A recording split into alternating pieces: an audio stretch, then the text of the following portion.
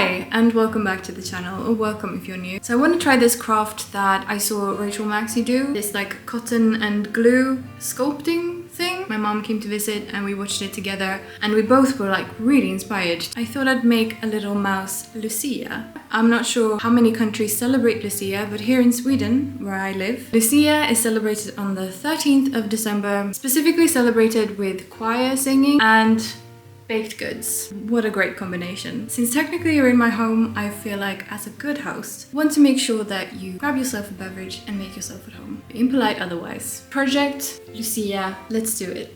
I made a template, to get the proportion, but also if I manage to make more than one, it'd be nice if they were vaguely the same size. Let's do this. I'm making space for the tail.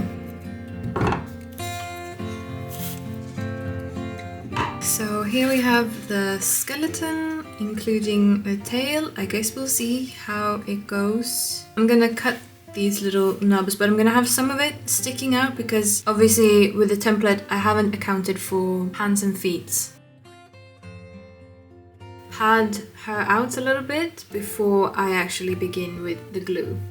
Anyway, hi and welcome to the other side of our office. Usually you've seen me on that side of the room. I'm gonna show you, this is the material. Can you hear what I'm saying? The cotton that I've been using, cosmetic cotton that you can use on your face. I looked around our art supply stores, couldn't find the thing that Rachel references in her video. So yeah, just to let you know, in case you're wanting to do this yourself, medical grade cotton balls you can find usually at pharmacies. Worked really well. For the purposes of these mice, this was plenty. This was a lot easier than I thought it was. The cotton really wants to stick to itself. It's really fibrous, so I'm gonna bring out the glue and this will probably shrink a little bit, stick more tightly to the armature. I'm tentatively positive. Careful about not being too excited too soon.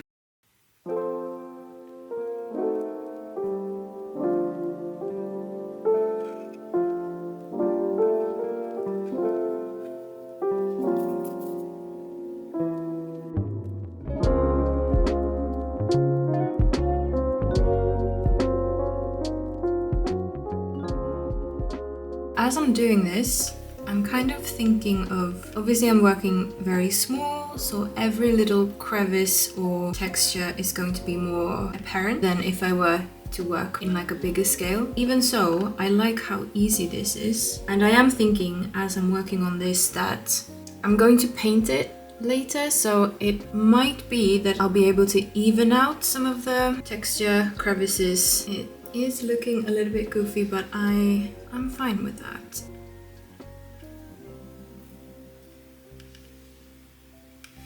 She definitely looks like a little mouse, so I'm gonna try to not overwork her too much.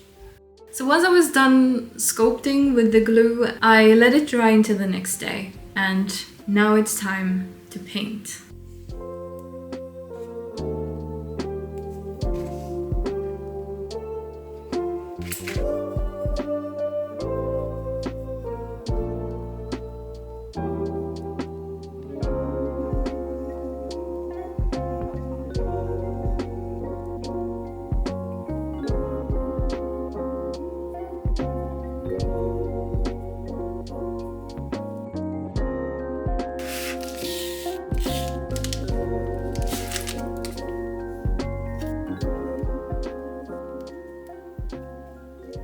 So yeah, I thought I'd give you just a little bit of information on Lucia, since it's kind of a big tradition here in Sweden, where I'm from. If you grow up in Sweden or if you've lived here for any amount of time, you might be familiar with the Lucia train procession, which is a singing choir led by Lucia, usually singing specific songs and carrying live candles to bring light into the darkest time of year. And I believe the Lucia celebration was brought in to replace the Viking celebration of the midwinter, which again, the darkest week of the year, and especially in Sweden, a very dark time of year. The celebration in its current form was introduced in the mid to late 19th century So as I mentioned, this choir is led by the Lucia, who on her head is wearing usually a crown that's like a wreath and live burning candles on her head and a ribbon tied around her waist. So Lucia, the person, is a saint from Italy, and I believe she was burnt at the stake. Every school, every year, will have their own Lucia procession, and sometimes it can get really competitive about who gets to be Lucia. If you are Lucia, you usually get to sing a solo. When you're in school, you do not wear a crown of candles. They usually are electrical or battery candles. Accompanying Lucia is usually a procession of maidens. They tend to wear glitter and also hold their own candles. And then there's also a male character, which translated sounds really lame. Star boy?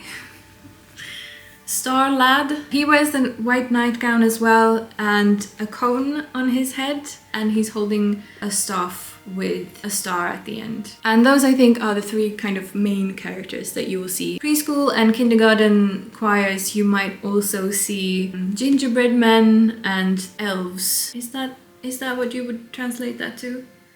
These. So yeah, in Sweden we have this lore about these little people. Once you go to bed at night, they will come out and help around the house. Whether it's taking care of your animals or tidying or just making sure that everything is going well. As a thank you and to stay on their good side, traditionally people will put out a bowl of porridge around this time of year. We've done all the painting, the sculpting is looking okay, and now it's time to accessorize.